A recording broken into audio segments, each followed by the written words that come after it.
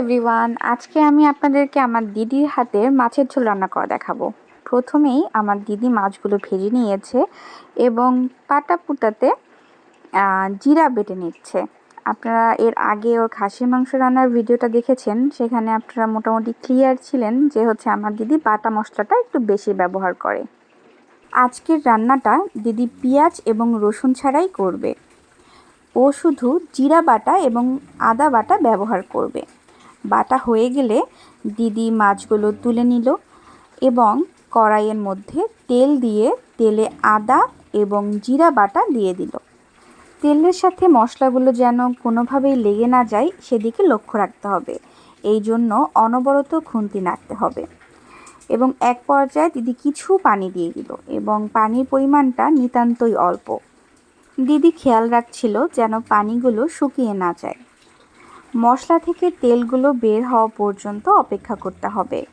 যখনই মশলা থেকে তেলগুলো আলাদা হওয়া শুরু করবে তখনই মশলা দিতে হবে। দিদি এখানে হলুদ গুঁড়া দিয়েছে।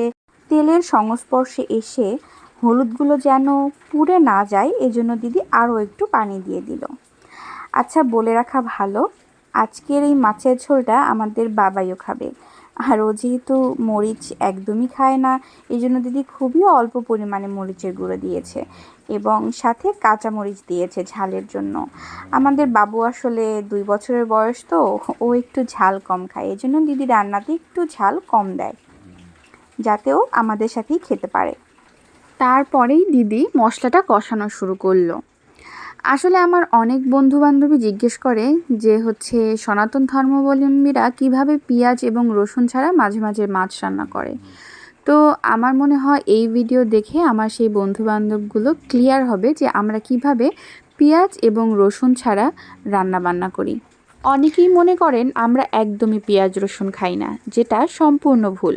আমরা অবশ্যই পেঁয়াজ রসুন দিয়ে রান্না করি, কিন্তু মাঝে মাঝে স্বাদের ভিন্নতা আনার জন্য আমরা এভাবে রান্না করি। কথা বলতে বলতে মশলা কষানো হয়ে গেলে দিদি সামান্য জল দিল। এ পর্যায়ে দিদি কিছু টুকরো করা দারুচিনি এবং একটি এলাচ মাছের ঝোলে দিয়ে দিল। দিদি একটি তেজপাতা 2 ভাগ করে মাছের ঝোলে দিয়ে দিল। এবার পালা অপেক্ষার, কখন মাছের ঝোল ফুটে উঠবে।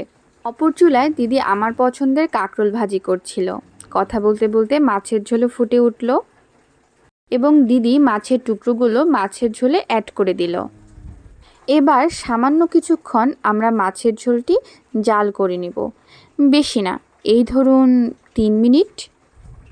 আমার দিদি খুন্তি দিয়ে মাছগুলো নাড়াচ্ছে ঠিকই, কিন্তু আপনি যদি অভিজ্ঞ না হন কখনোই খুন্তি দিয়ে নাড়াবেন না, কেননা এই পর্যায়ে মাছগুলো খুব নরম থাকে।